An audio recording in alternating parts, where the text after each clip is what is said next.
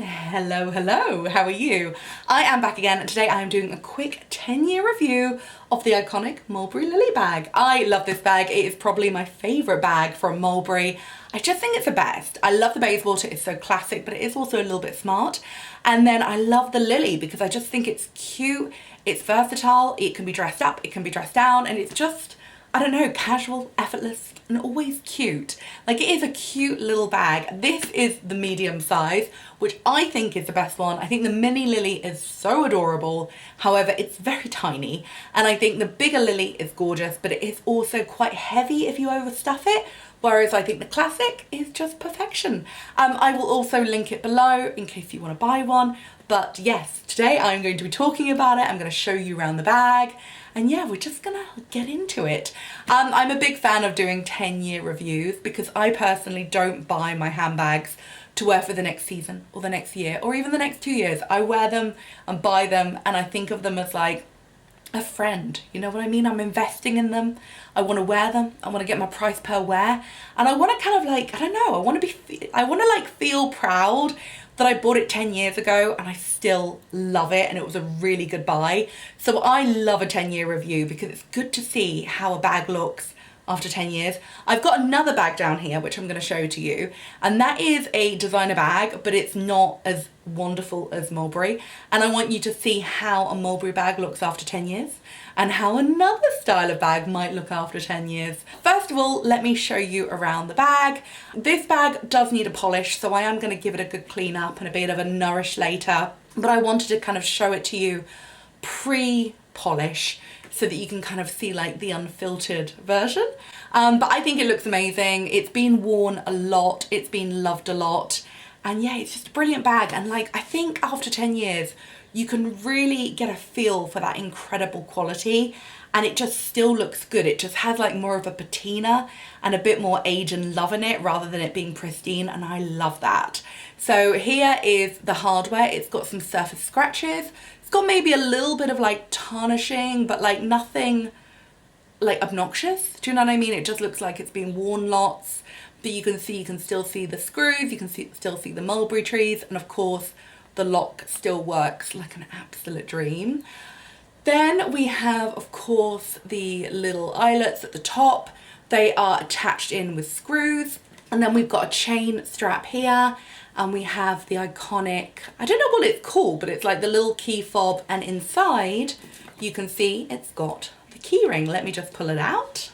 So here it is. Inside we've got the little lock. It's got the mulberry tree logo on one side, and it's got the actual written Mulberry logo on the other side, and you can just open it up like this, and if you wish you can lock up your bag like this, but let's be honest, nobody ever does that. So here it is, just hanging attached, and if you want you can take it off. It just slips over, or you can wear it so it's at the back, or you can wear it so it's at the front, whatever suits you the best. If you do want to kind of take it off, it's really easy to put it back on. It's just honestly personal preference. As for how to carry the bag, you can double over the chain and wear it as a short shoulder bag, so it sits like this, kind of like boob level, but I guess it depends how high or low your boobs are. And then you can also have it as a long shoulder bag, which literally just sits over one shoulder, or you can wear it as a crossbody bag, which again is a really cute look. It's a gorgeous, gorgeous, gorgeous leather. It's really thick, it's really luscious. It's quite like an old English leather bag. It kind of just has such a feeling of thickness, equestrianness, and just, yeah, beautiful quality. The stitch line across the top, perfect. And then you've just got this gorgeous stitching here, a little tuck here on each side, and that is basically the bag on the outside. It's quite simple, quite pared down, and of course it's got that gorgeous grain, which still looks good after all these years. Oh, also one more little thing. You have the little mulberry tree, which is embossed into the leather. You can't really see mine very well because it is such an old bag, but it is there if you look closely. Anyway, let's open it up. The lock still works like a dream. And then on the inside, I think this is suede lining, but it could be like a microfiber suede lining, but I think it's suede. So on the inside, we have my padding.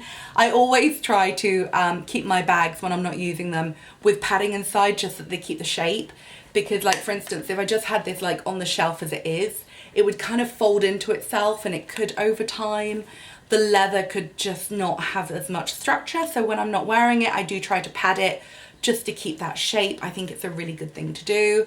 So on the inside, we've got 2 little screws here and 2 little screws here where it keeps the thingy-mabob on here. And then we've got the Mulberry leather logo, and then we've got the Mulberry tag here. And at the bottom, it's got a serial code. And then it literally just has one little zip pocket.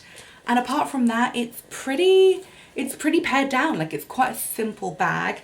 It does have another label on the inside, which is very important.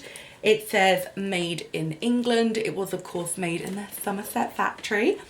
They do now make some Mulberry bags outside of the UK, but because this one is quite old, it has been made within the UK. Some of them vary, some of them are still made in the UK, some of them are made, I think, in like Spain and Italy. I'm not 100% sure because it does vary with these brands, but mine was of course made in England. If you are looking at a Mulberry bag and it says made in China, I would be very suspicious about its authenticity. So yeah, I always look out for them being made in England, and I really love the made in England logo that they've used, or the little label, because there's just something really like quite homemade about it. I don't know if that's just me, but I think it's just really like simple and quite sweet. It feels like they've been putting that label on for like ever. I don't know, it's quite cute. Anyway, this is the bag front and back. This is in the clay colour, which they no longer do. It's kind of like quite a cool browny grey colour. It is definitely more of a winter tone, but you can use it all year round. I think if I was buying this bag now, I would maybe get it in either the classic black, probably the tan, no, it's called, sorry, the oak. I would probably get it in the oak, the black, or maybe something like a red. A little red bag like this is always adorable. It's just such a beautiful bag. It costs about £1,000 now, which I do think is a lot, but I also think it's worth it, because if you are using it like every year, it's basically going to cost you like £100 per year, and you can literally be wearing this bag now and you can be wearing it in 10 years time, and I think it still looks really good now. I do think it will look better once it's had a bit of a polish, but I didn't want to kind of show you the polished version. I wanted to show it to you as it is now. But yeah, I think if you bought it, it's an incredible investment, because yeah, it just looks so good after like 10 years. Like, it's amazing. And yeah, if you were to wear it like for the next 10 years, it would literally cost you £100 a year. And £100 on a handbag is pretty low. Like, you could go on the high street and buy a bag in Zara for £100. Do you know what I mean? So I'd rather not buy that fast fashion bag, and instead I would like to buy this bag and love it and use it and just feel so proud of the fact that I have it. So yeah, that is my review. I think it's an absolutely gorgeous bag.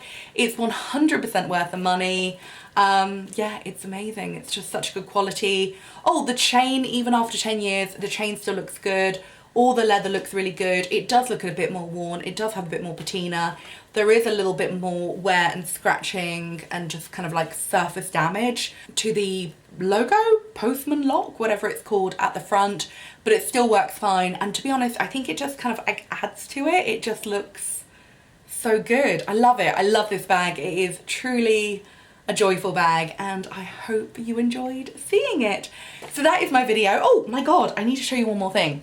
So this is a Mulberry bag after 10 years. Still looks great, still a beautiful bag, and yeah, got a little bit more wear and tear, but a little bit more patina, and it's still gorgeous. Whereas this, I have to be honest, is a Michael Kors bag after 10 years. You can see the strap has basically completely gone. You can see that the, whatever this is here, leather PU, I'm not sure, completely worn off at the sides. Here again, not looking good. The hardware has massively tarnished, which the Mulberry bag has not. And to be honest, it just looks pretty bad. This Michael Kors logo here has kind of gone a bit tarnishy and coppery. I think you'd be pretty embarrassed carrying it along, and to be honest, it may not even last a week. So yeah, I just want to show you the difference, because this is 10 years of use and this is 10 years of use, and while this bag was much cheaper than this bag wasn't like that cheap. Do you know what I mean? So I'm just saying, Mulberry bags, they go the distance. Yeah, I think this will still be going strong in a good 10 years. And if anything does go wrong, I can get in contact with Mulberry, I can get repairs done, and we'll all be good. Anyway, that is my video. Thank you so much for watching, and I'll see you again soon. Goodbye.